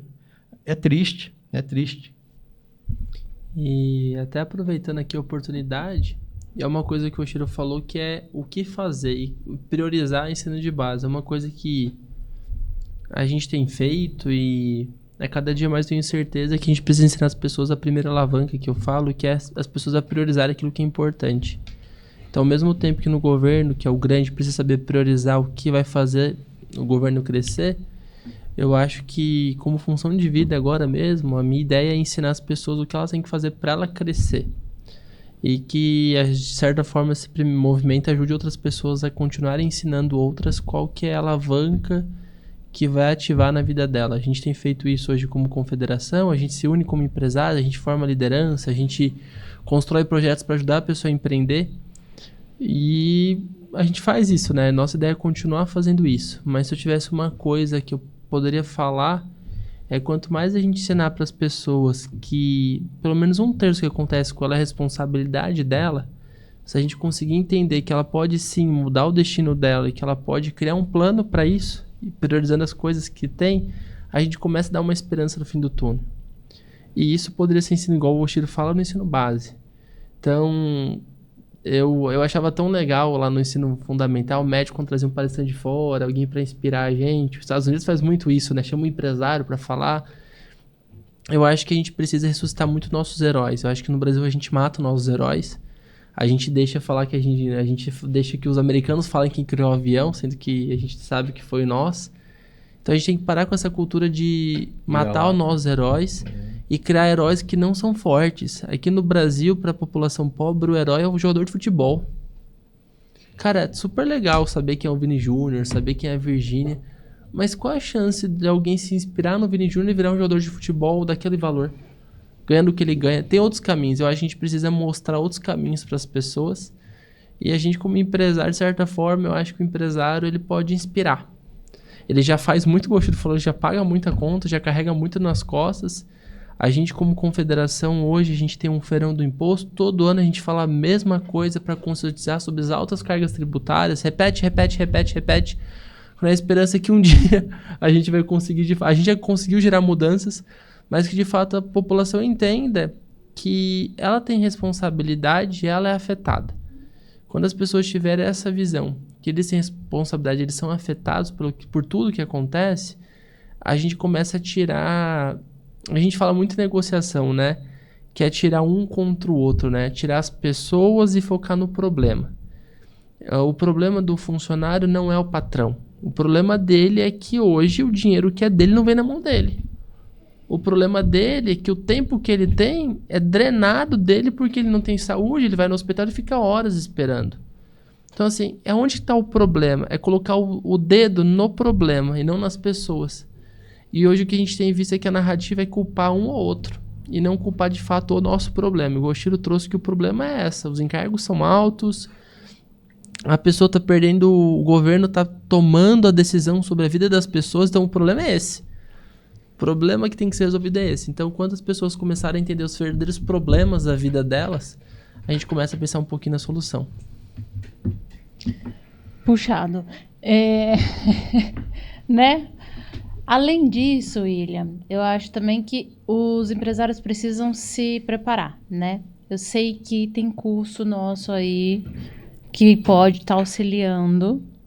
Você pode falar um pouquinho? A gente tem o Primeira Alavanca, esse é o movimento nosso que a gente entende os pilares para alavancar e crescer negócios. A gente tem curso também a Academia de Vendas, então todos convidados para conhecer a SASB. A SASB é um programa, como eu falei, nem todo mundo tem a mesma oportunidade. Graças a Deus, o meu pai, veio de uma origem pobre lá no Rio Grande do Sul, da roça, e conseguiu prosperar, conseguiu crescer, construir nossa família. Eu vi e acompanhei esse processo, mas eu já tive oportunidades maiores, eu tive a oportunidade de aprender o que ele aprendeu nesse processo. E hoje a gente compartilha um pouco com outros empresários lá na SASB School, através do Primeira Alavanca, através da Academia de Vendas. Eu participo de grupos empresariais e a gente tem acesso que nem todo empresário tem. Então a nossa ideia da academia é fazer isso, difundir um pouco dessas alavancas que a gente teve. E a gente está num momento que ou o empresário se resolve rápido ou ele vai fechar a empresa, né? Ou ele acorda ou acorda. Ou ele acorda ou ele acorda. Eu acho que o curso é fundamental. Exatamente. Né?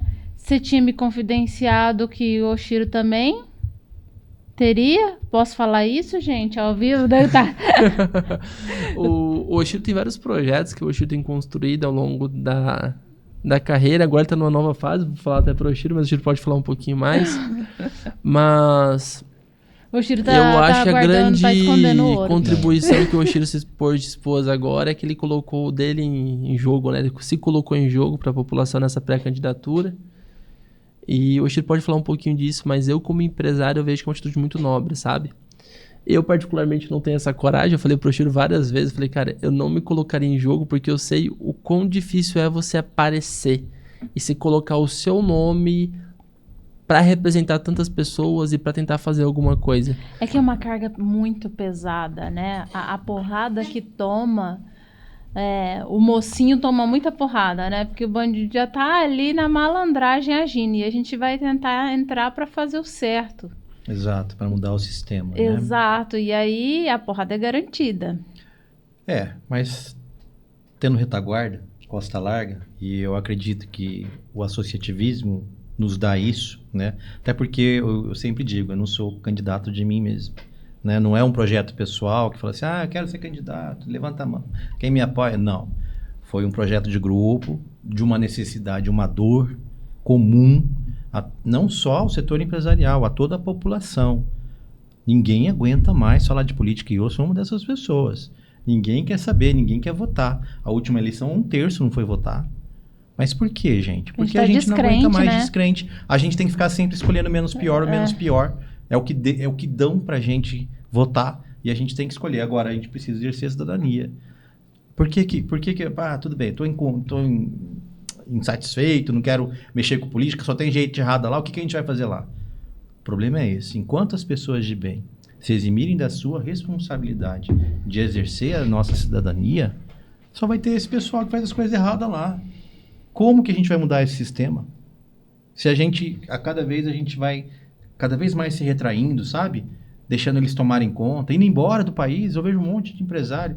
Eu sou advogado tributarista, eu faço planejamento tributário para alguns empresários saírem do Brasil.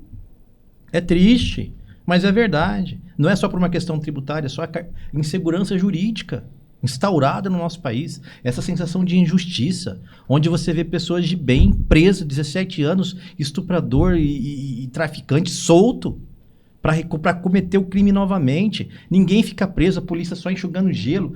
Revolta. E a gente vai cansando. E eles estão vencendo a gente pelo cansaço. A gente não pode deixar. Então esse projeto nasceu desse projeto de grupo de pessoas de bem que querem que a mudança aconteça. Né? E aí falaram, quem que vai? Aí eu já faço a articulação política de relações governamentais há 20 anos. para o sistema de confederação de ações comerciais do Brasil, para o setor empresarial, para o setor produtivo de uma maneira geral. A gente tem muita estratégia, a gente sabe como é que funciona, a gente conhece as regras do jogo, eu costumo dizer, né? Como que é o regimento das casas, tanto do Senado quanto da Câmara. E o que a gente pode fazer para começar essa mudança passo a passo? Ninguém vai mudar da noite para o dia o sistema. Ninguém vai ser um salvador da pátria. A gente tem que parar de acreditar em salvadores da pátria. Nós, como o William disse, nós somos os nossos heróis. Agora, cada um de nós temos que nos dar as mãos e começar esse projeto de mudança, fazer essa mudança acontecer. É por isso que eu me coloquei à disposição. É por isso que a gente vai estar nesse projeto. Para que a gente possa começar essa mudança lá em Brasília, na casa mais importante. Porque para mim, Angélica, William, a eleição mais importante desse ano é do Senado. Por quê? Porque não adianta nada a gente ter um presidente da República que não vai conseguir governar. Quem está mandando hoje no Brasil? Todo mundo sabe. Não é nem a presidência da República, não é nem o Congresso Nacional. É o terceiro poder, que é o Judiciário, que é o STF. O Congresso aprova uma lei, eles vão lá e derrubam. Né? Aí o presidente Bolsonaro faz alguma coisa, um decreto, alguma nomeação, vai lá e derruba. A mesma coisa agora, a não ser que o governo esteja já acertado com quem manda. Quem manda nesse país? E a gente precisa resolver isso. Nós precisamos voltar à normalidade institucional. A nossa Constituição tem freios e contrapesos. Só que a nossa Constituição foi sequestrada por essa arbitrariedade, por esse abuso de autoridade. Quem tem o freio e contrapeso do STF é o Senado Federal. Se algum ministro praticar algum crime, se ele fizer alguma corrupção, se ele fizer algum abuso de autoridade, o remédio é o Senado. Só que o Senado não consegue mais exercer esse freio, esse contrapeso, né? Uma das propostas de uma candidatura pelo Novo ao Senado é essa. Quem é candidato ao Senado pelo Novo tem que assinar um termo de compromisso que vota, sim, a favor de um impeachment de um ministro. Isso não quer dizer que ele já está condenado. Vai ser julgado.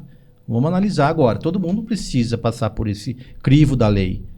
Não pode ter ali uma gama de intocáveis. A lei não pode valer só para os pobres, só para as pessoas que estavam com Bíblia na mão e nem sequer quebraram nada e foram presas injustamente. Isso é injustiça. Agora, a lei tem que valer para todos. Errou, cometeu crime, tem que ser punido. Né? Então é isso que eu acho que o primeiro passo é esse para a gente voltar à normalidade institucional. Voltando à normalidade institucional, a gente vai conseguir aprovar a lei, seja a reforma tributária, seja a evolução dessas relações trabalhistas, para dar mais liberdade para o trabalhador ter o direito sobre o seu próprio trabalho, meu Deus do céu. Isso daí é básico, é em todo país do mundo desenvolvido acontece. Como é que a gente vai proibir isso aqui?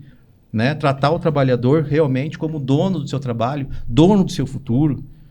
Então, a gente precisa de volta à normalidade institucional, volta à segurança jurídica para o nosso país, para que a gente possa provocar essas mudanças depois. E tem muita coisa para depois a gente aprovar já a partir do ano que vem, porque a reforma tributária vai começar a valer e vai começar a doer no bolso de todo mundo. Vai começar a impactar emprego de todo mundo e vai impactar todos os pequenos empreendedores desse país. Né? Então a gente precisa de uma contra-reforma tributária antes do prejuízo começar a acontecer. Ou, no mínimo, um aprimoramento dessa reforma que está aí. A questão trabalhista, a mesma coisa, antes do impacto negativo começar a gerar desemprego para a população e aumento de preço, a gente precisa fazer essa adequação, né? Para que ele realmente tenha essa possibilidade de ter mais descanso, de ter mais qualidade de vida. E não é só a hora de trabalho, não é só isso, não. Transporte público. Segurança. Pô, o que passa no transporte público? Aqui é até menos pior que São Paulo, mas São Paulo o cara leva 2h30, 3 horas para ir e voltar do trabalho, gente. Que é isso? Que qualidade de vida é essa? Não consegue. Outra, a insegurança da dívida. Tem uma pesquisa que eu estava lendo, quando a pessoa está endividada, isso impacta em, no mínimo, 2 horas também de perda de produtividade, porque ele leva isso. Cara, você está com dívida, você está com um monte de problema em casa, você não vai levar para o seu trabalho? Uhum. Claro que vai comunicar. Então, essa questão do problema financeiro do trabalhador brasileiro também é um problema que a gente tem que enfrentar. Lá no Paraguai, limitaram os juros de cartão de crédito a 18% ao ano. Por que a gente não pode fazer isso aqui no Brasil? Poxa, aqui é 13% ao mês. Então, assim, tem muita coisa para a gente poder evoluir. Esse projeto não é um projeto só meu, é um projeto desse grupo de pessoas de bem. E a gente está colocando à disposição. E esse ano também, todo mundo tem 2 votos no Senado, né? E acontecendo a candidatura, porque a gente está tudo falando em pré-candidatura nessa fase, porque a gente tem que passar pelas convenções, etc., né? Mas vem acontecendo tudo que a gente busca fazer, o objetivo final de um projeto como esse é representar as pessoas de bem lá e ter essa retaguarda, porque também tá lá sozinho depois, eu vivo dizendo, né? Falei, ó, depois, na hora que a gente levantar a mão lá, a gente está representando várias instituições, estamos representando várias entidades, essa retaguarda que vai dar aquilo que a gente precisa para poder convencer os demais colegas parlamentares, seja no Senado, seja na Câmara de Deputados, né? É sempre assim que funciona o parlamento, e dar subsídios para que a nossa voz também reverbere, porque a gente vive num país democrático, ninguém chega lá impondo uma ideia goela abaixo. Tá certo. Caminhando para o final, vamos fazer um bate-bola? Bem legal. Olha só. Uma palavra que defina, tá? Um para cada. Produtividade, William. Prioridade e propósito. Fala 2. Oxi. Porque você só é produtivo se você sabe o porquê você está fazendo alguma coisa e quais coisas que eu faço que me levam até lá. Rocheiro. Liberdade. Produtividade está vinculada à liberdade de você ter sobre o seu próprio trabalho, né? Excelente. Liderança, William. Eu acho que tem que ser altruísta. Eu acho que a liderança tem da gente entregar para as pessoas e desenvolver outros líderes. Eu acho que liderança é pensar menos em nós e mais no projeto. Liderança, Oshiro. Servir e formar novos líderes. Excelente. Inovação, Oshiro. Inovação, uma palavra só para inovação. Inovação é futuro. E futuro e presente. Vamos falar assim, né? Já é presente. Hoje em dia, se você não inovar, você já está no passado. Verdade. William. Resolver problemas. Resolver problemas. Trabalho, Oshiro. Dedicação. Agora mais que nunca. William. Eu vejo como uma alavanca. O trabalho é uma das poucas coisas que alavanca a gente na nossa vida, na nossa carreira, nos nossos sonhos. Excelente. Futuro, William. Meu Deus, incerto. Meu Deus! Não, mas eu acho que a gente tem que ser um pouco esperançoso. Eu acho que a melhor abordagem para ver é ser um realista esperançoso. Então, o que a gente espera é que com esperança a gente consiga mudar um pouco ou nossa vida, ou o máximo de pessoas que a gente puder ajudar para ter um futuro melhor. Excelente. O futuro está em nossas mãos, né? A única coisa que a gente não consegue mudar. Tem 2 coisas que a gente sempre tenta mudar e não consegue. É o passado e a outra pessoa. O que a gente consegue mudar? O futuro e nós mesmos. É isso. Eu penso que quem vence, na verdade, é quem não desiste. E a gente não pode desistir, né? Exatamente. Como que vocês... Eu vi uma frase de um empresário que a meta é aguentar. Eu preciso aguentar, sobreviver. Ave Maria. Esperar a coisa melhorar e sobreviver. Preciso aguentar. Enquanto você vai aguentando, você vai criando casca, vai conseguindo crescer. E me diz aí, então, já que não aguentar, como que vocês enxergam daqui 5 anos, dando tudo certo, né? Nesse fim da escala 6.1 de forma correta, que a gente vai aparar as arestas aí, na reforma tributária também. Como que vocês enxergam uma pitada de esperança para o nosso Brasil daqui 5 anos? Como que a gente estaria?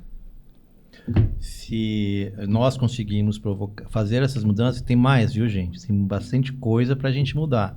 O reforço do Pacto Federativo, menos Brasília, mais Brasil, né? Porque hoje 70% dos impostos vai para lá e não volta para os grandes produtores. O que fica no município é 5% a 7%. Aí fica lá os prefeitos passando pires na mão, dependendo de emendas de deputado e senador. Então a gente tem que inverter. isso daí. Eu acho que a riqueza no nosso país tem que ficar mais na base, que é onde vive a população, é na cidade, do município, você consegue cobrar mais o prefeito. Então, assim, a gente conseguindo provocar todas as mudanças, reforma tributária, aprimoramento das relações de trabalho, não é uma reforma trabalhista no sentido pejorativo, é enxergar esse novo mundo das relações de trabalho e de empreendedorismo e inovação, né, para que a gente possa, de fato, ter uma legislação para futuro. A gente está legislando sobre o passado. A nossa CLT, de 50 anos atrás, 40 anos atrás, tem que e o trabalho já mudou muito, então a gente precisa olhar para frente. Se nós fizermos todas essas reformas, inclusive a Previdência, porque ela também não tem solução, 340 milhões de déficit por ano, né? A gente precisa mudar a base arrecadatória da aposentadoria. Então, fazendo tudo isso, né, eu acredito que a gente, em 5 anos, já vai ter voltar a ser uma das grandes economias do mundo, né, com essas reformas. Porque aí, com essas reformas estruturantes, dá. Basta ter coragem, gente capacitada e todo mundo imbuído do mesmo objetivo, de construir um país. Agora, a gente vai ter esperança e sinalizações, porque aí o mercado mundial vê isso e vem investir num país que vai ter as contas em dia, que não vai ter déficit. O que aconteceu com a Argentina? Olha o que aconteceu com a Argentina em pouco tempo, em 3 anos, né? O Milei já começou a dar um outro norte. Mudou muito. O Paraguai, com as mudanças que está fazendo hoje, pode esperar. Daqui a 2, 3 anos, ele vai estar um país muito mais desenvolvido, com uma qualidade de vida muito melhor, né? E atraindo muito investimento, mas muito investimento. Então, assim, se o Brasil sinalizar isso, hoje a informação é em tempo real, o mercado vai ver essas mudanças e vai vir investir aqui. E nós somos um país extremamente cheio de riquezas, inclusive em relação a terras raras e tudo mais que o mundo vai precisar. A gente pode fazer dar uma curva, inverter essa decadência e entrar numa ascendente muito forte, né? Nós temos o agro, nós temos muita coisa aí, nosso país é muito rico e se a gente investir também em ciência e tecnologia, coisa que não se investe, né? A gente vai poder fazer troca de tecnologia com outros países, etc., para poder desenvolver tudo isso e dar um futuro melhor para toda a população. Eu acho que 5 anos, se as reformas forem feitas, se tiver coragem para fazer as reformas estruturantes que precisam ser feitas logo nos 2 primeiros anos, né, ainda que leve 3 e dá tempo, né, a gente precisa ter essa coragem e aí em 5 anos a gente já vai começar a colher os frutos, sim. Fiquei feliz com a sua resposta. Eu vou dar a resposta. William, deixa eu só te fazer uma pergunta. Eu quero que você coloque para a gente a mesma pergunta, só que me fala como que você vê a transformação no mercado de trabalho. Porque é uma inovação forçada, uma aceleração forçada para a gente inovar aí, né? Vai doer, mas a gente vai... Olha, eu enxergo mudanças do ponto de vista de... Eu acho que alguns postos de trabalho vão ser alterados, eu acho que nem tudo... A maneira como a gente faz tá mudando as coisas, né? Tá, mas não parece que vai acelerar mais ainda? Eu percebo, né? Quando eu era pequeno, a gente ainda tinha a figura daquela agência que você contratava, ia lá num CVC da vida e planejava sua viagem. Agora você vai na internet e você faz sozinho. Eu não sei te dizer, e é até difícil a gente precisar que... Tem uma frase de um professor meu da PUC de inovação que a gente é um eterno dinossauro assustado. Tá tudo mudando muito rápido. E a gente não consegue acompanhar todas as inovações. Mas o que eu posso falar para você, a relação de trabalho está mudando. A gente ainda está entendendo como vai ficar tudo isso. A gente está entendendo como vai ficar as pessoas nessa mudança toda. Mas quanto mais as pessoas olharem para o comportamento do consumidor e como a gente, como pessoa, está acontecendo, mais fácil para você enxergar como se adaptar como empresa. É sempre a dica que a gente fala, é sempre que a gente olha como marketing, é o comportamento do consumidor. Se o consumidor por exemplo, o consumidor compra do e-commerce porque ele queria comprar na hora que ele quisesse. Então, ele queria isso, então ele tinha esse comportamento. Quando deu e-commerce, ele utilizou essa tecnologia. É claro que a pandemia facilitou esse processo, porque ele descobriu mais rápido. Acelerou, né? Então, o que eu percebo agora é que o consumidor está testando mais rápido coisas novas e o que ele tiver andando vai dizer. Por exemplo, a gente teve uma geração que ficou muito em casa, que bebeu muito, que comeu muito, que engordou na pandemia. Agora a gente tá olhando uma população que quer emagrecer, uma população que tem um estilo de vida mais saudável, quer comer mais.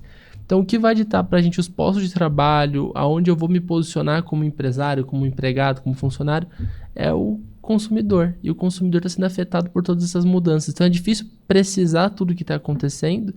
É como se, eu não sei se vocês veem, mas eu gosto muito de filmes, essas coisas que tem muito de visão de futuro, né? Então, o futuro é uma linha com infinitas variáveis, e a variável que a gente vai ter vai depender do que a gente escolher para nossa vida. Então, o que eu puder falar para as pessoas é que quanto mais a pessoa estiver atenta às dinâmicas do que está acontecendo, mais fácil é para ela ficar com emprego, mais fácil é para ela entender.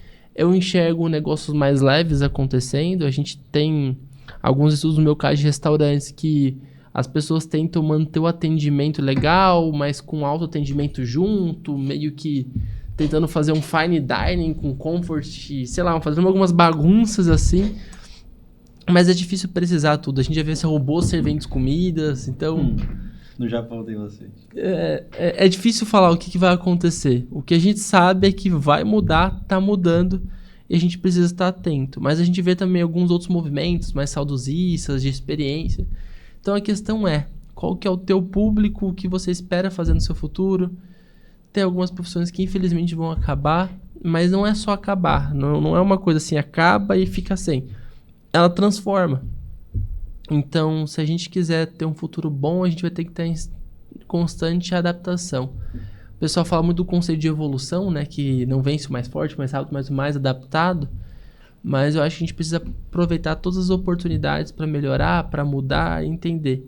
Eu acho que quanto mais rígido a gente for, mais a gente dá errado. Eu acho que cada vez mais líquido, a gente precisa ser mais adaptável a tudo que está acontecendo. A única coisa que a gente não pode ser adaptável é com nossos princípios e valores. O resto a gente vai ter que se adaptar bastante para o futuro que está vindo por aí. É difícil a gente falar o que eu imagino. Cara, eu lembro da época que eu era pequeno, que tinha aquele futurismo, que o pessoal já tinha aqueles carrinhos voadores. Isso não aconteceu até hoje. Já tem. Já tem, começando agora. A gente já via robô, mas os vídeos chamadas já existem, né? Que eles mostravam a telinha, isso já tá acontecendo, né? Então, assim, eu não sei te dizer quando vai acontecer dos Jetsons, né? Mas o futuro tá aí. Às vezes ele é de uma maneira diferente do que a gente tá imaginando. Agora a gente vê alimentar, né? As pessoas estão vivendo mais, as pessoas estão vivendo mais tempo com mais saúde. Eu lembro antigamente um jornal, velhinha de 40 anos morre atropelado. Hoje 40 anos é novo. Velhinha, né? Naquela época, mas era assim, tinha um jornal que falava assim. Não, tinha um jornal pra você ver, o mundo tá mudando. E com novas mudanças vem novos problemas. Então, adaptação para entender os problemas e posicionar. Da população, o problema das previdências privadas mundo afora. Nossa, verdade. Nossa, gente, a gente vai ficar aqui falando, vai entrando mais assunto. Para encerrar, nós vamos encerrar, William. Me deixa uma mensagem, Roberto Oshiro, por favor. Uma mensagem final. Mensagem final? Bom, em relação a tudo que a gente falou, né? Eu acho que a gente não pode perder a esperança. Eles não podem nos vencer, sabe? Deixar acabar com essa nossa esperança de um futuro melhor, de um país melhor para nós e para os nossos filhos, para os nossos netos, né? Pessoal, às vezes né? Por que você não vai embora também e tal? Sempre tem uns amigos que falam assim, não posso. Acho que Deus nos deu uma missão e se a gente está aqui nesse país, nesse momento histórico, com essa nossa vida, né? É pra gente fazer alguma coisa. Não se calar, sabe? Morrer tentando. E eu acredito muito que nós somos responsáveis por construir esse futuro, né? Deus nos deu essa missão e somos nós que temos que construir o paraíso na terra com as nossas mãos, porque somos filhos de Deus, né? Excelente. Me deu até uma pitadinha de esperança a mais. Gostei de conversar com você. Eu sou a ignorante na política que fica com medo de falar de política porque dá a sensação de sem esperança. Não tem? A gente fica, né? É tanta coisa errada, tanta notícia ruim, é tanta injustiça. Não é? Porque parece assim, eu sou tão pequena, como que eu vou lutar contra, né, um ministro? Como que eu vou debater contra? Se a gente vê grandes bandidos saindo ilesos, né? Essa sensação de impunidade, né? Exato. E ao mesmo tempo, não sei se eu posso falar, mas a moça do batom, Pois né? é. Tão julgada, tão a ferro e fogo, como fica, né? Então, e a esperança que tem, a pouca esperança que tem, ela vai se esvaindo. Quanto mais você vai vendo injustiça, mais difícil fica acreditar. Eu acho que é por isso que o brasileiro foge já da política, tá fugindo de votar, tá fugindo de debater, tá fugindo de ir atrás dos seus direitos, porque a gente tá meio... Com medo. Muito medo, porque, né? Com medo igual de você falar. disse, quem tava com a Bíblia na mão tá pagando. Então, assim, você já fica numa situação de que você tem medo de falar, tem medo de ir lá, tem medo de colocar o seu na reta, porque você é tão pequeno para te atropelarem. Né? Então, por isso, realmente, também é uma grande coragem sua tá assumindo isso por todos nós, essa frente, essa luta, né? Essa nova batalha aí que, é claro, com todo o suporte, né? De todas as associações, todos juntos, mas ainda assim precisa muita coragem.